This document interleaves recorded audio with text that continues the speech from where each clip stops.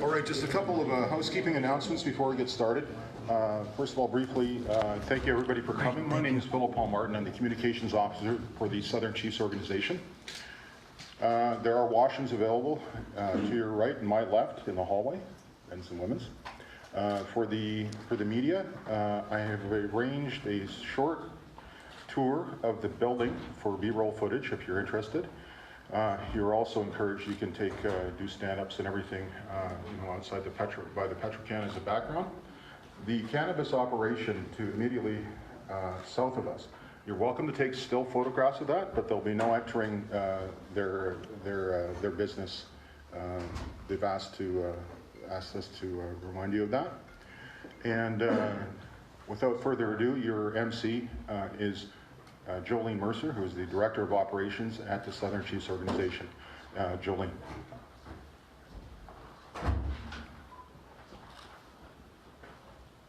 Thank you, Phil. So again, just welcome everybody to today. And I'd like to thank Elder Charlie Nelson for the opening prayer this morning and his song. And I'd also like to acknowledge that we have Elder Ernie Daniels here as well, and Elder Eliza Beardy. So we're going to get started this morning with a welcoming from Chief Meaches from Long Plain First Nation.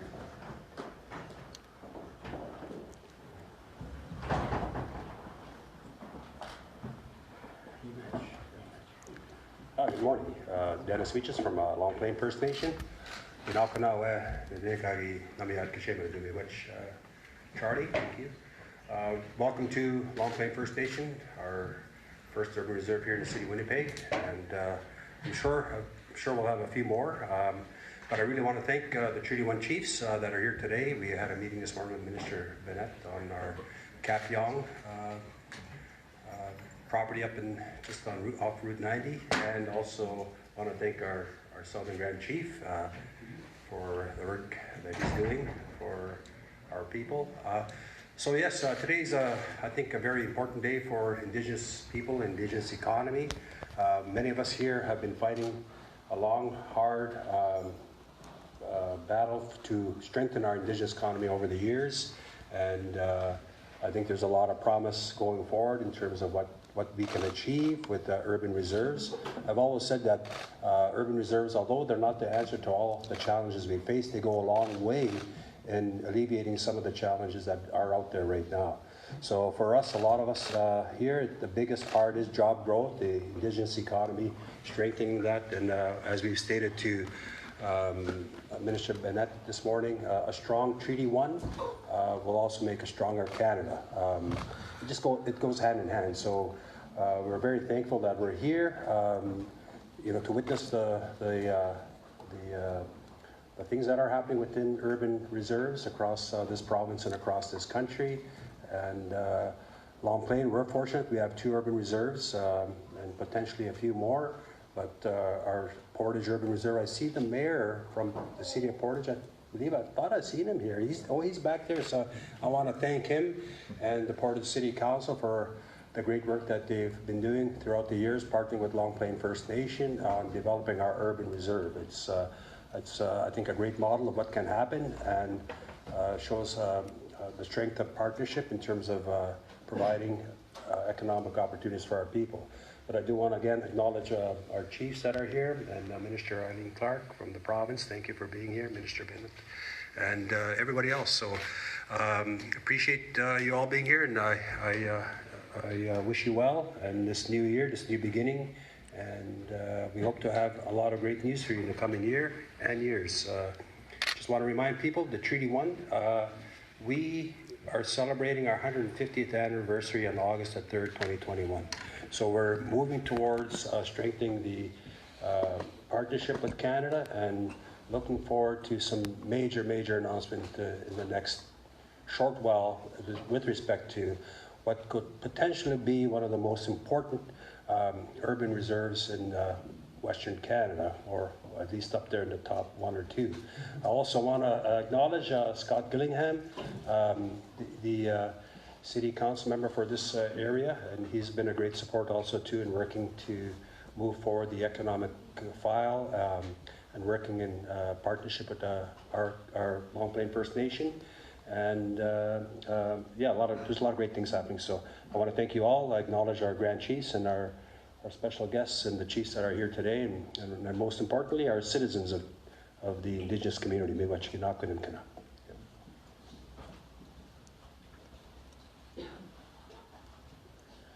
All right, thank you very much, Chief Meaches. I also wanted to acknowledge that we are on Treaty 1 territory, and as Chief Meaches mentioned, we are on the urban reserve of Long Plain, which is very fitting for what we're here for today. I would now like to welcome up MKO Grand Chief Garrison Sutty.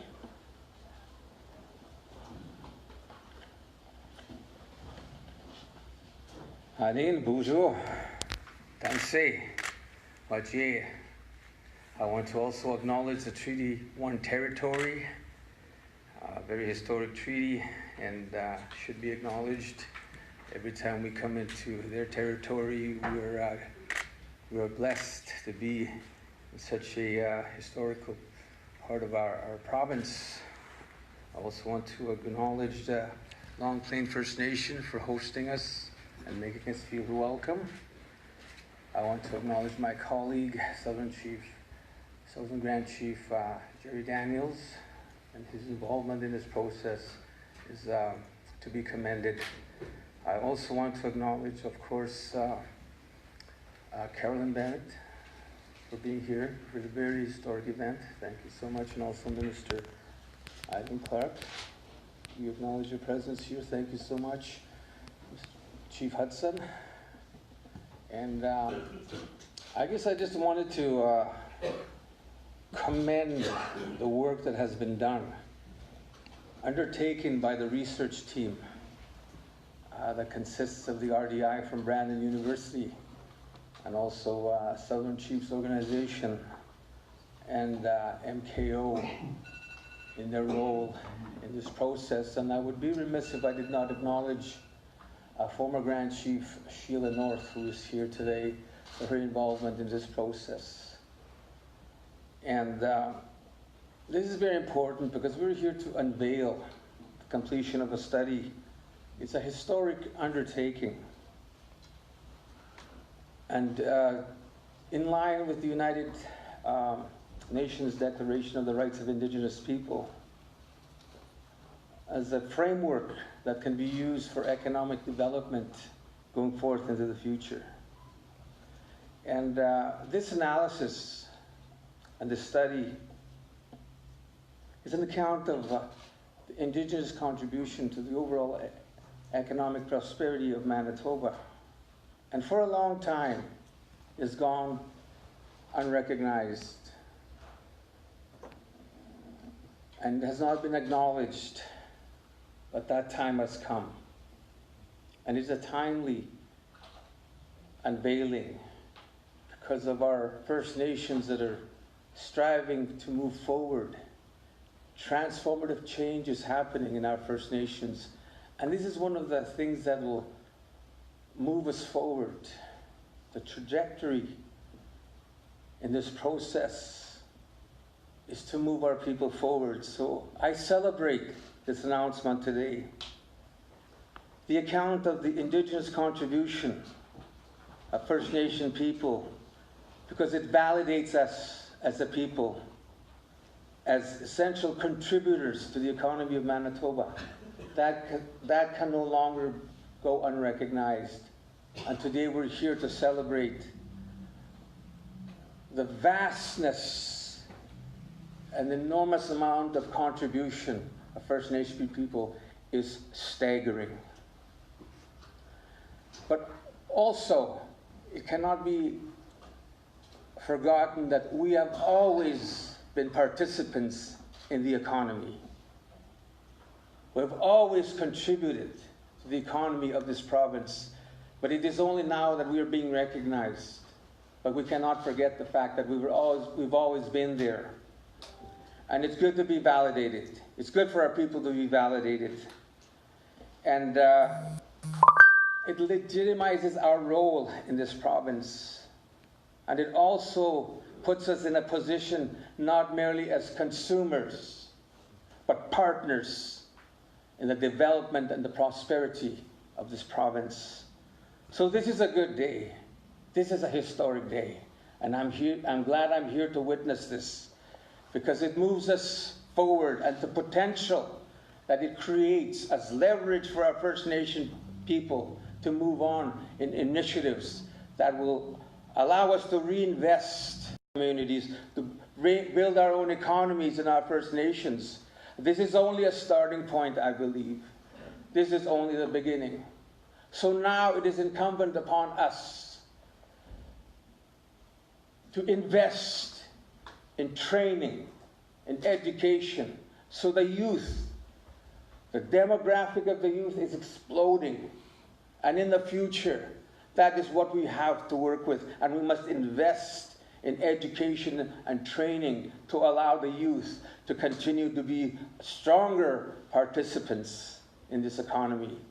And this is a very historic day. And I'm glad that we're here together to celebrate this unveiling. And I think that this is only the beginning, and we need to move forward and continue to build revenue for our First Nation people, and that we can continue to reinvest in the province, to continue to reinvest in our communities, but most importantly, to continue to reinvest in our youth. Kinanas commit now. And before I close, I just want to acknowledge my colleague, Oniganu Sinclair. He's been a champion in many of the causes that we are pursuing today, and I think that he's very innovative and has been a catalyst for many of the ideas that we are celebrating today. I just want to acknowledge you, my friend. So I just want to say, miigwech, kinanas commit now. Thank you for being here for this very, very important occasion. Hegusani.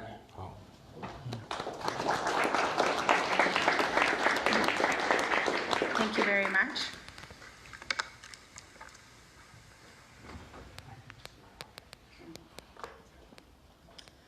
Okay, now on behalf of Look North, Indigenous Sinclair and Chuck Davidson.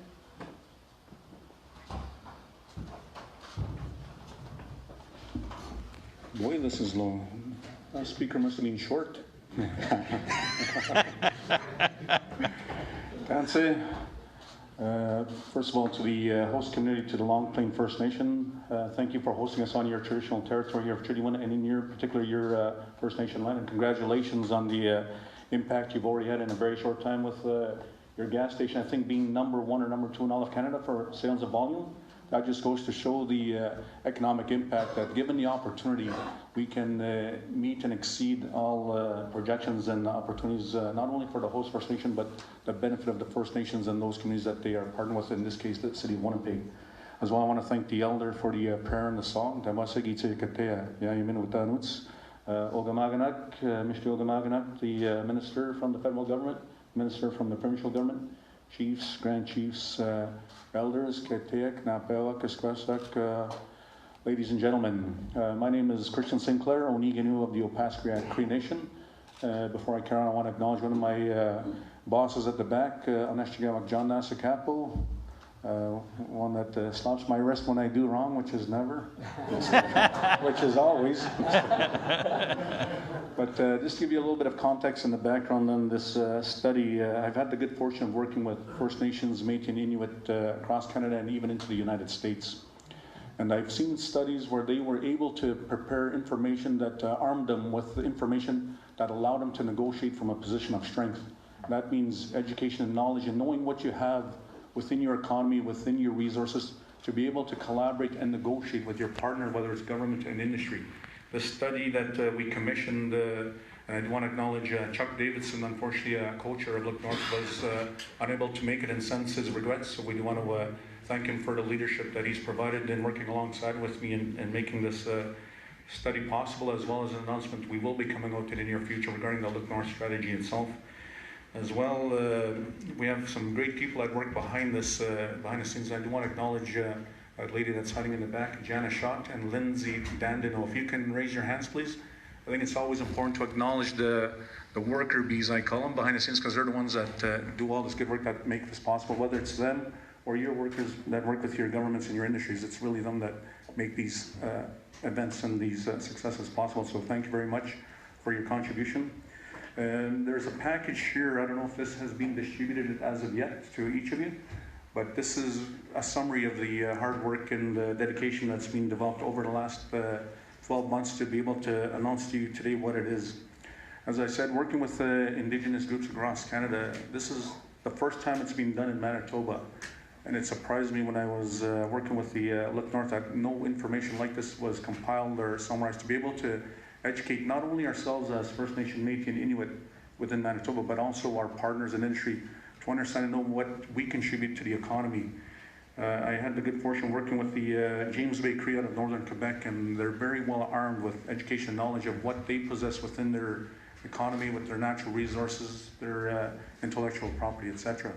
So having this study today, I think, is very historic because it states what we've always said as Indigenous people, that we are net contributors to the economy. And I just want to look at some points that were captured in this report. And without the support of MKO and the Southern Chiefs Organization, of course the technical expertise of Brandon University and the Rural Development Institute, this would not have been possible. So I want to thank the province for providing that support to this initiative, as well as the federal government in making this possible. But when you look at the numbers, 9.3 billion based on the consensus of 2016. Now that we've opened up the cannabis shop here, I think it's going to be 10 billion by the end of the month. So of course we encourage you to visit that location when you leave out of here, so you can all be smiling more. Just kidding. But 9.3 billion speaks volumes in regards to our contribution. And what triggered this, being a co-chair of Look North, and it was an eye-opener for me. I knew we were the majority in Manitoba, but when you look at the summary and the information here, 76% of northern Manitoba is Indigenous, 73% are First Nation. So when I had the good fortune of working with the Tatasquatch Cree Nation a number of years ago on the development of the hydro dam that they're developing, their kiosk, in our research and study, what I discovered there was 70% or over 70% of Manitoba's revenue comes from just their traditional territory alone. And that's what triggered this discussion to say, well, if they contribute that, imagine what Nissequoyastic Cree Nation contributes with the nickel mine, which is one of the biggest in North America, contributes to Thompson and the provincial economy of Manitoba. So you start factoring, and that started the dialogue with the Look North group to commission the study with the good work and support of Lindsay and Jana, to bring together the parties of University of Brandon, MKO and SEO, and to say, let's turn this into a larger project so we can really educate government and industry on what we contribute as net contributors to the GDP. We always hear about the negative stats, and I don't want to go into that, because why we're here today is to work towards eliminating and minimizing those negative stats so we can turn these stories into positives. When you look at the success of Long Plain and what they're able to contribute here today, potentially what Treaty 1 will achieve on their urban reserve when that happens with Capyon. All you have to do is look at other models of success, such as the Sutton and Calgary, and how they've turned their urban reserve into a multi-billion-dollar contributor to the net economy of Calgary and Alberta. You look at what West Bank First Nation is doing in BC, one of the biggest, most successful urban reserves there, member to Nova Scotia. Why government negotiating with us in real and true partnership based on treaty, which was always the intent to share and work with each other, to share in our natural resources, share in the economy. Unfortunately, where we went off the rails is when they created the Indian Act. And Mr. Bennett knows very well that I call that economic sanction, because that's exactly what it was. It was designed to pull us out of the economy when we were faring well in the building of this country through the fur trade. We were wealthy and equal contributors to the economy that helped everyone prosper equally together. Unfortunately, the Indian Act put us back 10 steps by bringing this forward and taking full advantage of the reconciliation that the federal government has announced, as well as the provincial government. We don't want those to be just empty words or rhetoric that sounds good when you speak to the media. We want real action. Reconciliation, as one of the elders said from Alberta. And this becomes part of that. It's a great story, it's great information, but it doesn't mean nothing unless we give it life and spirit to really move our agendas forward. And when I say our, that means all of us here together. The provincial community, the federal community, First Nation, Métis and Inuit, because as the co-chair of Look North, this captures all of the Indigenous input, First Nation, Métis, and Inuit. So I just want to make sure that that's recognized and acknowledged, being the chief or the Oniginu of the Opaskwayak Cree Nation. But just a couple of little points here. 6 billion contributed with over 700 Indigenous businesses. 1.45 billion with the First Nation, Métis, and Inuit governments that we contribute. We've always heard that we're big industry, but until today we didn't know what big meant or what that was defined as. So now you see the numbers here, and these are conservative estimates. 1.3 billion on the Indigenous households, 420 million spent by federal, Indigenous, provincial governments on infrastructure, and this is only going to grow. As Grand Chief Sati said, with the demographic shift, and that's part of the underlying formula of this whole study here, is 1 in 4 workers are already falling out of the workforce, the baby boomers. But yet we're going 6 times faster than the economy as Indigenous people. So we become the next best solution, and the fact of the matter is we still need immigration to fill that gap. I think the federal government increased it to 350,000 per year, and that's just barely meeting the needs to replace that aging workforce, let alone the growth of the First Nations, Métis and Inuit demographic shift. So this captures that, but this is not only a challenge to the federal, provincial, and industries of Manitoba. This is a challenge to ourselves as Indigenous governments as well. We can scream all we want on the sidelines, but unless we take action ourselves and start creating our own plans, formulating our cooperation so that we do business the way it was intended to be as real partners, then and only then can we achieve our fair share of what this report states. So the challenge is to all of us today to take full advantage of this information in this report and make it so that we truly benefit and prosper as a nation together as we move forward. So with that, I thank you very much for your attendance here today, and look forward to working with each and every one of you as we go forward into the 21st century as real partners prospering together. I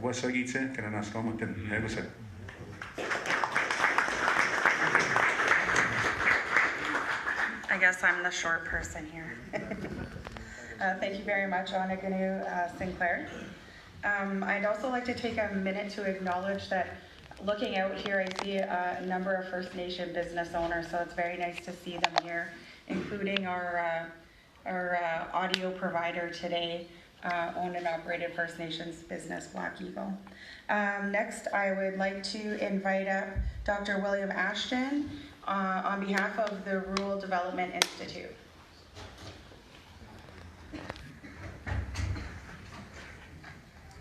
Thank you.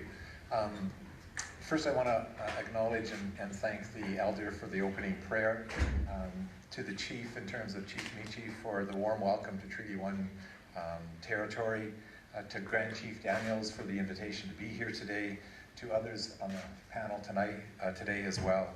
I also want to take a moment just to thank you very much for the steering committee that is behind this. And so they're listed. I won't go through all the names, but without those members pointing the way and saying that we needed to have some sort of study, and then to go through nearly 7, 8, 9 months defining some terms of reference so they could envision where we ended up today, it wouldn't be possible without that kind of guidance.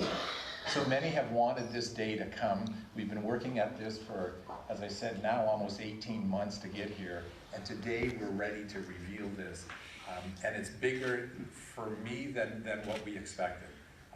We thought we were doing an economic study, and it turns out to be much more than that, which we're really excited about. On behalf of Brandon University, we're pleased, on behalf of the president and others at the university, pleased to have shared our research experience for this project. But the project adds to many efforts that the university has already been pursuing. Certainly 40 years ago, we were one of the first university in Western Canada to have a Native Studies department. We then proceeded to create a Canadian Journal of Native Studies. And we've also have been working diligently to create an entire department of visual and Aboriginal art, as well as at the university. We've been involved locally in terms of Brandon, in terms of helping establish the Aboriginal People's Council. In 2015, we've been involved in signing the agreement for the Indigenous education blueprint that absolutely links with our Native teaching program as well. When I look at campus today, I look at 1 in 5 of our students have identified themselves as Indigenous. And so all of these are significant in terms of why this is coming out of Brandon University and our capability.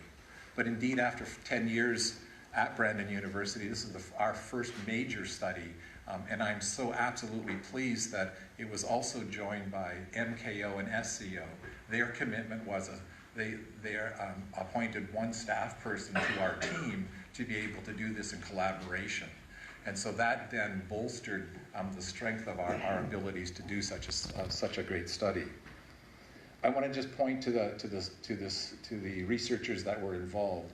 So Gabriella, I saw you somewhere over here from SCO. Hand up, please. Clyde from MKO, thank you very much for your efforts. Amy is here from RDI. Our economist was not able to make it today, but neither was our graphic artist. And so the graphic art side of this was incredibly important to us to be able to understand very, very quickly what this report was about.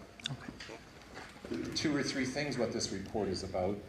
First and foremost, it's a snapshot. It's a snapshot of where the contributions are for 1 year, 2016, in terms of the economic contributions. But that's not all of the contributions, and we make that clear in the introduction, that in fact what the contributions are, they range larger than that in terms of cultural, historical, traditional contributions to this economy and others. This is only the economic story, and it's only part of it in terms of what we've done so far. It's important because it begins to push us towards the untapped potential, to be able to unlock some of that success. And we've created a benchmark to be able to start measuring that going forward. And I'm hoping that's going to be happening. And it is going to be moving forward, certainly because of what Grand Chief Sinclair talked about in terms of this demographic boom that's happening. And we're beginning to see that story in urban reserves in terms of what the role of urban reserves are. Quite frankly, when we first started the study, we wanted it to be, I was envisioning it to be more of an economic story. And as we moved further in, the steering committee was insistent around the urban reserves to include them. And it begins to fill out the study in terms of the very dimensions of the activities in this province in terms of the economic activities. But they cast beyond that as well. In Chapter 1, we talk about a new Indigenous model for economic development. And urban reserves they provide that evidence that not only is there profit being made, but that profit is now being reinvested into the communities. And that holistic approach, for me, was the beginning of the story that needs to be told, not only here in Manitoba, but across Canada. Chapter 2 and Chapter 3 talk about the spending, and this is the economic story, if you will. Enormous amount of work went into gathering the numbers and being able to use the standard economic process or modeling of input-output. Chapter 2 talks about the Indigenous, the First Nations, Métis, and Innu, collectively, what's that story? And we've tried to talk about it and refine the model to tell the story north and south of this province. We know there are significant differences north and south, but that difference really comes true, for me at least, in the report in Chapter 3. Chapter 3 tells that First Nation story alone and begins to understand how important and how costly it is to live north, and how important other issues, when they start cascading around that, of how important it is to begin to start looking at the economic contribution of the north and the south. Chapter 4, over 80 pages of the document, of over 200-page document, is dedicated to the voice of those that are at the front line of urban reserves. And so we got the leadership talking about what's happening, not only what has been happening, what is happening, but also looking at the next 5 years of what will be happening in urban reserves. You'll hear that story over and over again of how important urban reserves are in this province. Chapter 5 finally looks forward. It looks forward 10 years to 2026, and to begin to understand that there's going to be an additional 46,000 Indigenous people living in this province. So if we think the boom is now, just wait for the next 10 years as this starts unfolding. I think collectively the 5 chapters set out accurately, as best as we can with the best data that we've got, of where Indigenous communities are and their contributions. 2016 accurately sets out that now. It still is, where it's going to go is not only left to our imagination, but left to the leadership that continues to work on these goals. Let me stop there. Thank you very much.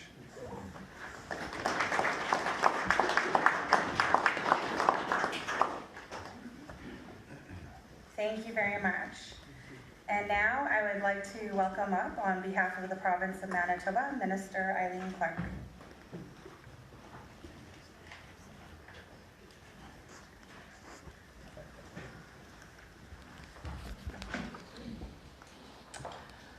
Good morning, everyone. Such a distinct honor to be here this morning. I've been excited ever since this report came out, so really pleased. I'd like to take the opportunity first and foremost to thank the Elder for his opening prayer, but also, his discussion in the ceremony and all the heartfelt thoughts that went into being here today and to guiding us one more day along a very important journey in life. Thank you. I also want to acknowledge that we're on Treaty 1 territory, and I stand here very proudly on behalf of our government. And we are brought here today, and it's a very diverse group that's here today when we have many Indigenous leadership here that have become very good colleagues that I've had the opportunity to work with in the past 3 years, as well as chiefs, councils, as we indicated, some business organizations, the Indigenous communities. Very nice to have you all here. But also municipal representation, and that has become very significant in our province, is the partnerships that we're forming with Indigenous leadership, and that's very significant in today's acknowledgements. I want to acknowledge the work of the project leads, the Southern Chiefs Organization, MKO, as well as the supporting partners, Brandon University Rural Development Institute. I've had the opportunity to know Bill for actually quite a few years now, and I had the opportunity to work with him in the past, and we've had some good working days. As well as Indigenous Services Canada, and I want to welcome Minister Bennett back to Manitoba. I also want to recognize Look North co-chairs, Christian Sinclair and Chuck Davidson, and I've had the opportunity to speak with them and work with them throughout this process, and they are very beneficial in helping to initiate this project. This was one of the first projects initiated under Look North with the key purpose to enable economic growth, business partnerships, and investments through a better understanding of the economic contributions of Indigenous communities and enterprises to the broader provincial economy. And I'm truly honored to have been a part of the collaboration that brought the Indigenous contributions to the Manitoba Economy Report to fruition. This partnership brings together Indigenous organizations, an academic institution, and federal and provincial governments to work towards a shared objective and common understanding. And I've been very fortunate as a young child. I grew up having Indigenous students in my classroom that became very good friends. And at that time, I thought there was only 2 Indigenous communities in Manitoba. And Long Plains, of course, being one of them, because Chief Meaches isn't too far down the road for me. And I've had the unique opportunity of watching how Long Plain Urban Reserve has progressed, because when it was first announced, it was something very new. I believe I was in the business world at that time, and of course it had significant interest to me because I was interested in economic development from a very young age. And when I look at it today and see that new hotel going up and the new housing going up, it's really exciting. But it also opens the vision of the greater opportunities in Manitoba. The project report delivers the fundamental knowledge and concrete data to support local discussions on urban reserves and own source revenue creation. And I've heard from many of our chiefs and councils that this is their goal. This is what they want. Both pieces are pivotal to economic development in Manitoba's Indigenous communities and to the economic growth of our province. This project supports the priorities of our Economic Growth Action Plan released last month, which includes Indigenous economic development. Inclusiveness and full participation in the economy will create opportunities for collaboration, partnerships, and new economic development that benefits all Manitobans. The report informs opportunities to address skilled work shortages and maximize Manitoba's economic potential, recognizing that Indigenous youth are a very important part of ensuring a prosperous future for all Manitobans. Lastly, this report provides a measurable resource to enhance opportunities for economic development with full participation of Indigenous communities, to develop a framework for urban reserves in Manitoba, and to advance progress under the Look North Strategy and Action Plan. And I'm very pleased this week to have been appointed the Vice Chair of the Economic Development Committee of Cabinet, and I see some very great opportunities for all of us going forward. Working in partnerships, all levels of government, our Indigenous communities, our municipalities, and greater business partners within our province. But this also goes way beyond. I've had the opportunity in the last couple of years to meet with dignitaries from other countries. They specifically wanted to meet with me because they are looking for Indigenous experiences, not just in Canada, but specifically in Manitoba, and they are so eager to come to Manitoba. And talking to chiefs and councils, they see tourism as a great opportunity. So there's just so much out there that's possible for us. And this is kind of our plan going forward, and I just can't thank the participants of putting this together for all of us to move forward. So thank you again for the vision, the dedication, and the hard work of the project team, whose work supports economic self-determination and reconciliation in our province. And our Premier has told us so many times, the only thing better in Manitoba than today in Manitoba is tomorrow in Manitoba. And this is a prime example. Our tomorrows are going to be so much better because we are going to work together, and I'm very proud to be a part of that. So congratulations, and I wish you well as we all move forward. Thank you so much. Thank you, Minister Clark. I realized as I called the minister up that I was actually supposed to call up Grand Chief Jerry Daniels first, after Chief Meaches. So there you go, my first mistake of 2019. Everybody's here to witness it. I thought in my head, oh, they must be saving the best for last. But anyways, so now I will call up Grand Chief Jerry Daniels. Oh, you want her to go first? Okay. Okay, I'll call up. Okay, now my second mistake. So. On behalf of the federal government, I'd like to call Minister Carolyn Bennett. Thank you. So you are saving the best for last then. This is good. Greetings, Tonsei, Tonshi, Bouzou, bonjour.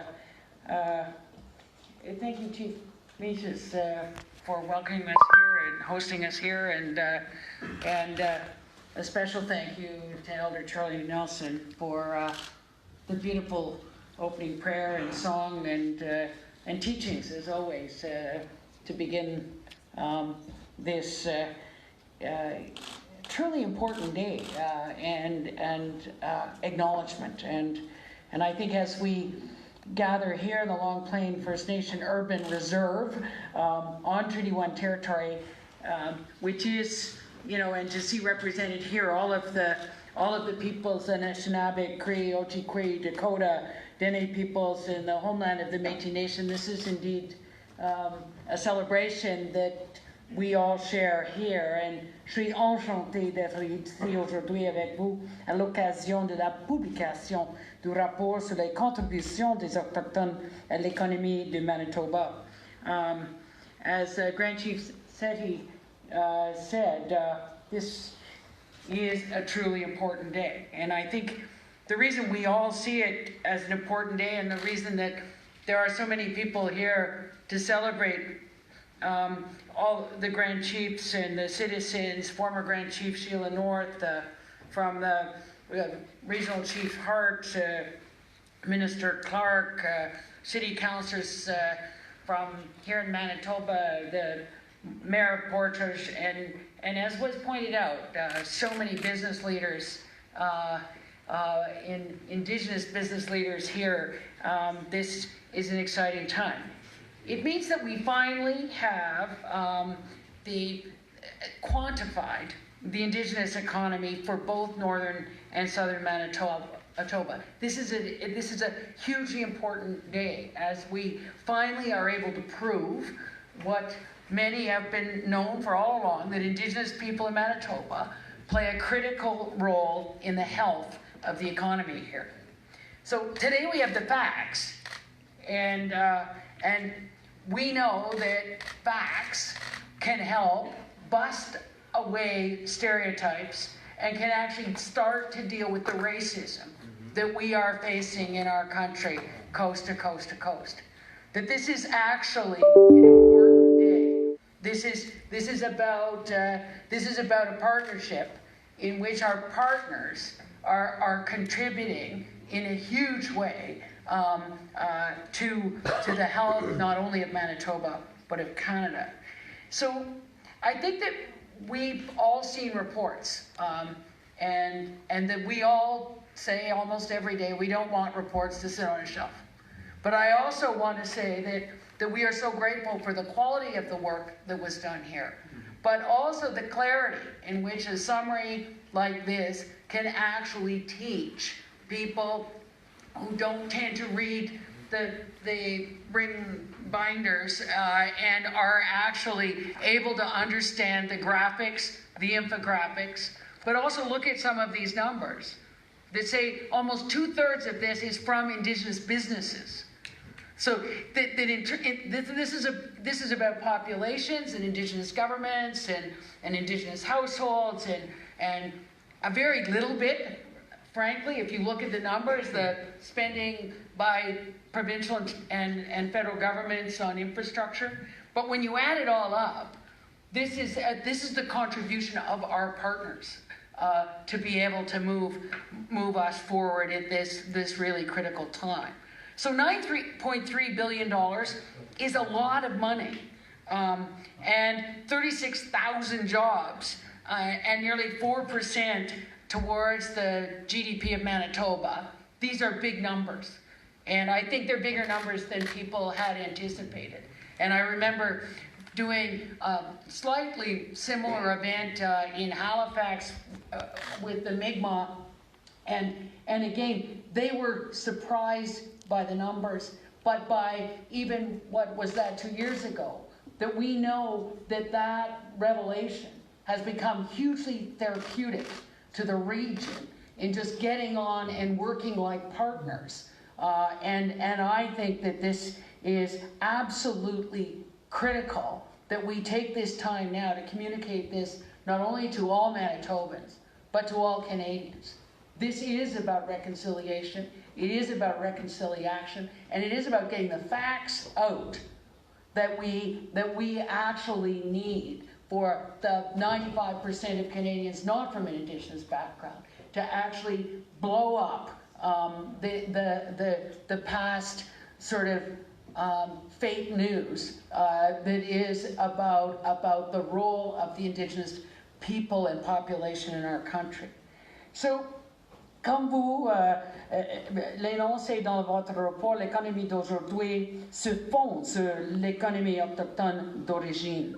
It is, as was stated, the Indigenous population of Manitoba is growing quickly, and I think that's why the chapter on the way forward is hugely important as we look out to what that will be in terms of the next 10 years and the 21% growth.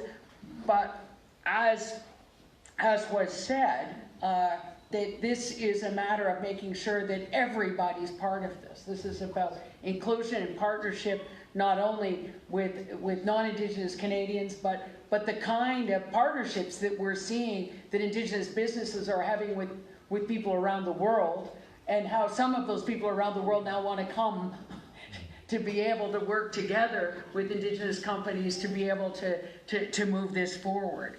So it is, I think, obviously as a physician, I've always thought that data was important, that what works and what doesn't work it can't just be anecdotal. We actually need the numbers. But I think but I've also understood that data is very important in context, that we need to know about all of the characteristics of populations and the potential. And that's why this report is even more important, because the First Nations organizations actually participated in the research, contributed to the report, because we know that if we're not asking the right questions, we're not going to get the right answers. And it's only Indigenous partners who make sure we're asking the right questions as we go forward. So the information that's provided by your research will inform new initiatives. It represents solid evidence, and it contributes to the important reasons to, as was said, the need for training and employment opportunities, and the opportunity for young Indigenous people in this province to have hope and to be able to see themselves in the economy. So this, we were pretty proud that again, when great initiatives come forward, that Canada gets to say, okay, let's help. And that the $200,000 that we contribute to this report is very small compared to the greatness and the goodness that will come from the release of this report. So it is, again, first the facts. It is about taking what we have learned today into countering the stereotypes with facts. And as you know, that what we are trying to do as we embrace the principles of the UN Declaration on the Rights of Indigenous People, that this is about Article 21. It is about Indigenous people have the right, without discrimination, to the improvement of their economic and social conditions. And as Onikinu Sinclair said, that getting out from under the Indian Act, be able to creating urban reserves, the ability to actually do things differently, is taking away the shackles of what was described as economic sanctions. And so that's why we are working as hard as we are with Treaty 1, Treaty 2, all of the treaty organizations that are coming together to form their governments and be able to really move government to government, nation to nation, with their own vision and values and risk-taking and all the things that it takes for real leadership without being encumbered by the Indian Act and by the rules that actually confined for way too long. And so I think that we've been very grateful for Caroline Hilton as the First Nations business leader, who's now serves on the Canadian Federal Economic Growth Council and serves for the Minister of Finance, as she describes that First Nations are now emerging as economic powerhouses. She asks when Canada will finally understand that Indigenous people are integral to the value chain of this country. And I think that there's many times that within economic discussions in our government that people look to the 1950s when women entered the workforce, when women entered the economy, and how that ended up as a rocket boost to actually the economy at that time. And I think we believe that in some ways we're not starting that now. Today we're recognizing really what it is that when Indigenous people and First Nations, Inuit, Métis are full participants in the economy, that the whole of the Canadian economy benefits. So it is that Indigenous economic empowerment represents this huge potential for the Canadian economy. The National Indigenous Economic Advisory Board estimates that engaging Indigenous Canadians in the economy at the same rate as non-Indigenous Canadians could boost Canada's GDP by 1.5% and create almost $28 billion in annual economic growth. Others have suggested the numbers much higher. And Caroline Hilton has proposed that Canada should prepare for a $100 billion Indigenous economy. Indigenous businesses are innovative, diverse, and growing. And according to Industry Canada's key small business statistics, Indigenous businesses outperform Canadian businesses writ large in two key areas. They are more innovative and they are more likely to export. So your report adds to this body of knowledge. We know it helps build the case across Canada that the Indigenous economy is formidable. it is an exciting time. And I think that today's report should make all Canadians proud.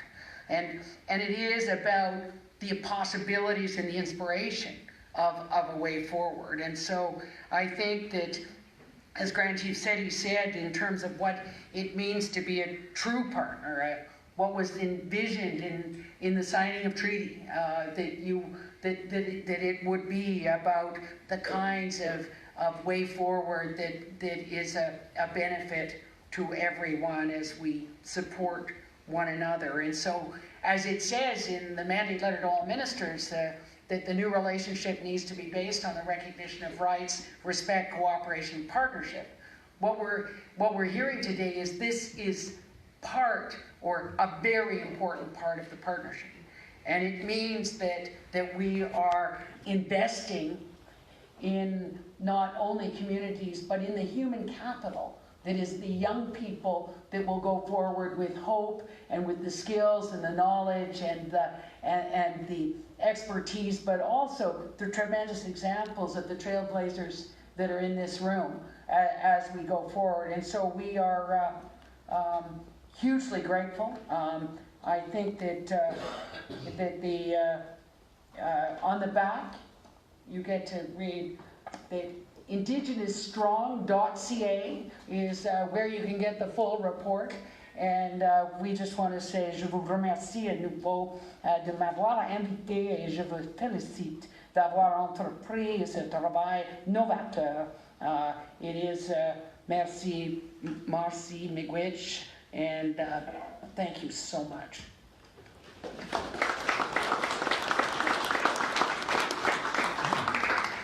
Thank you very much, Minister Bennett. And now we will call up Grand Chief Jerry Daniels to bring greetings and actually tell you why we're here today. He'll be presenting the report. Sure. Can I ask the chiefs who are in the room to come and stand with me? Chiefs Alexander, you guys can come and sit to your regional chief. Also, MPs, mayors who are in the room, if you could come stand with us here and be a part of the official unveiling of the document. Bonjour, Dinaway Magani Duk. May Gwetch Gijimani tu Nungum, Ogima Makodish Nakas, Giche, Ogima, Shawanang, Gaganush Deag Dunji, Banasi Dudim. I greet you, my relatives, on a very historic moment in our history. Manitoba, where the Creator sits. The history of the Manitoba economy is one that is defined by the history of Indigenous peoples, the Anishinaabe, the Dakota, the Cree, the Dene, the Ojibwe of these territories. We brought partnerships through the fur trade, and we were the backbone, then and now, for all the economic prosperity that people benefit in these territories. I want to just thank our elder, Charlie Nelson, for your prayers this morning to getting us started. I want to thank all of the research team, the steering committee, all of the partners, and the people who you see standing here and sitting here. These are the leaders who are making it happen. These are the leaders who will continue to focus on partnership, to focus on prosperity, to focus on sustainability. Those are the values on which our people govern ourselves. They're the values of that little boy water drum. They're the values of that pipe, of this eagle feather that I hold in my hand. It's about the sustainability of our people, a collaborative prosperity. And that's what this is telling people about. And I hope Manitobans see themselves in this, and that they're very much a part of our prosperity, and that we're working together in doing so. This report is both both it's a macro analysis is what I'll start out by saying. It's quantitative in that it focuses on the large numbers using the Stats Canada from 2016. It's a micro analysis because it looks at the specific urban reserve projects that are happening throughout Manitoba. So it does a combination of two different reflections on how Indigenous peoples are contributing to the economy. And so I think any good researcher understands that you have to have both the qualitative and the quantitative side in order to have a real accurate analysis done. And so I want to thank the researchers and all of the people in the communities who have made that happen. I want to say just one thing about the economy and the future of our economy. And I think I speak for many of the young people when I say we don't have to always be a resource development economy. There are economies around the world that are innovative economies. And we can look to Japan as an example, where they're focused on innovation. And they're leading in that way.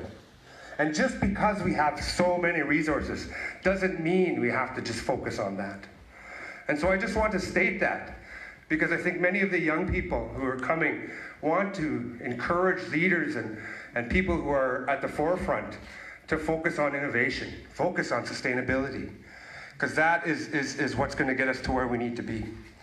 And so, again, I want to thank Sheila North Wilson, former Grand Chief for MKO, for starting this project with us. And also Grand Chief Seti here for continuing that work. And all of you who have been a part of this, you've heard the numbers. I'm not going to repeat them, except to say that they're going to continue to grow. And the work that we're doing with the mayors, the work that we're doing with the province, all of the people, with the private industry, everyone, we're working on practical, tangible solutions.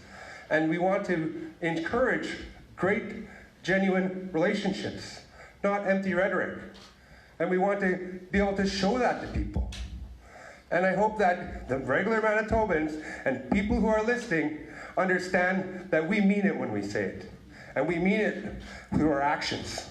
And we hope that the same courtesy will be extended, and together we can continue to prosper as Manitoba, as people of where the Creator sits.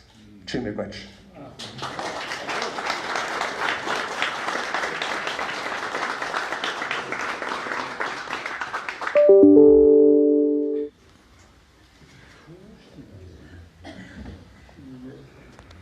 Okay, so just before I call on the elder for the closing prayer, I would like to thank everybody for coming out.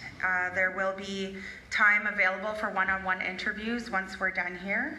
I also want to remind everybody, please gas up your vehicles as you leave here and buy your snacks. And also some cannabis if you'd like. Okay, and actually, Grand Chief just has a couple gifts here that you, yeah, sure.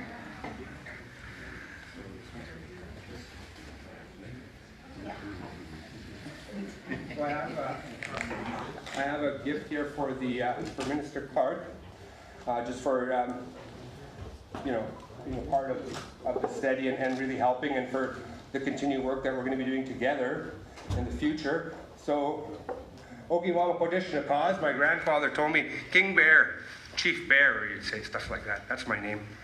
So I'd like to give bear gifts. So I want to give you this here. On behalf of my family and our people in the Southern Chiefs Organization. Yeah.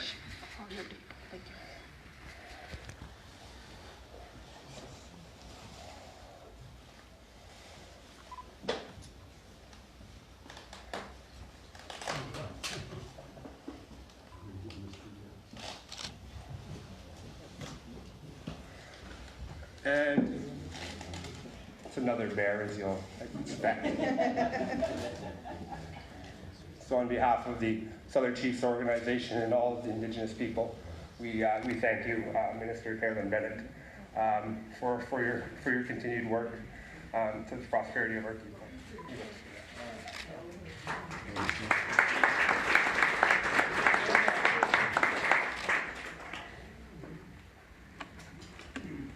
Great, thank you very much. So now I would like to call up, I don't see her, Elder Eliza Beardy.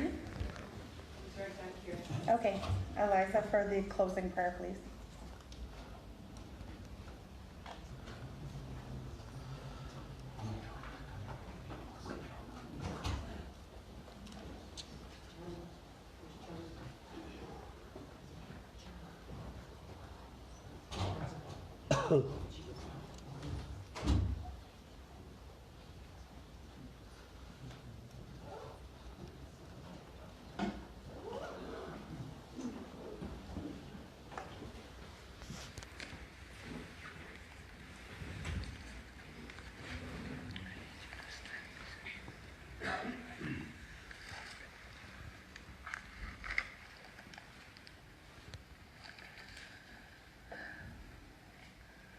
Morning.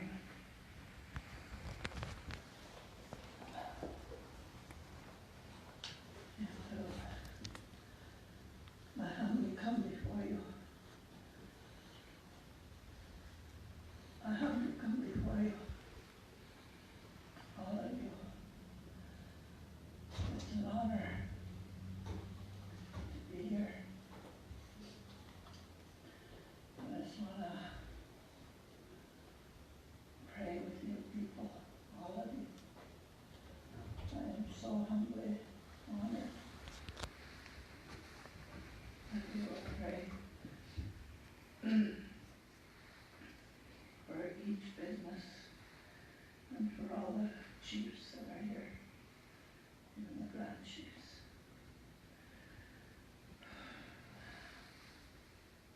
It's very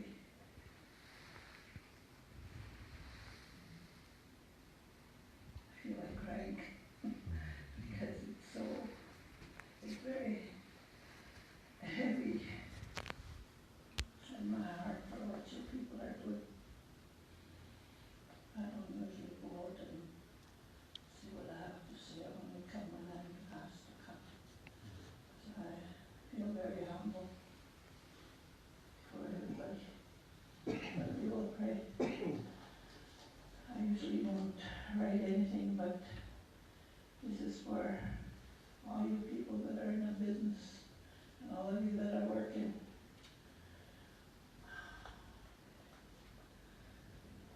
Lord, the complexities of modern commerce requires alertness, shrewdness, judgment, prudence, and even daring.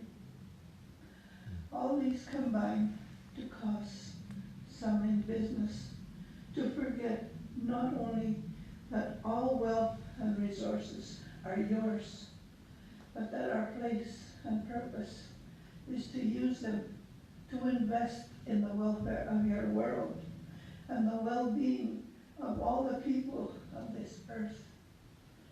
Help us by our example to teach others how to deal with honesty with one another. You have blessed our world with abundant, even lavish wealth, and abolish greed. Raise up managers of your bounty who operate with integrity, ethics, and honor. We give you all the praise, Creator.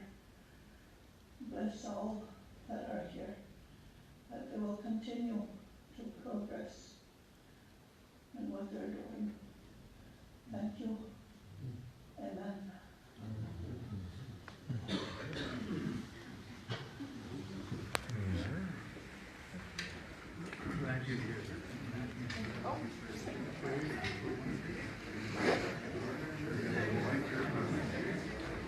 Okay, so thank you all for coming, and there'll be time for interviews.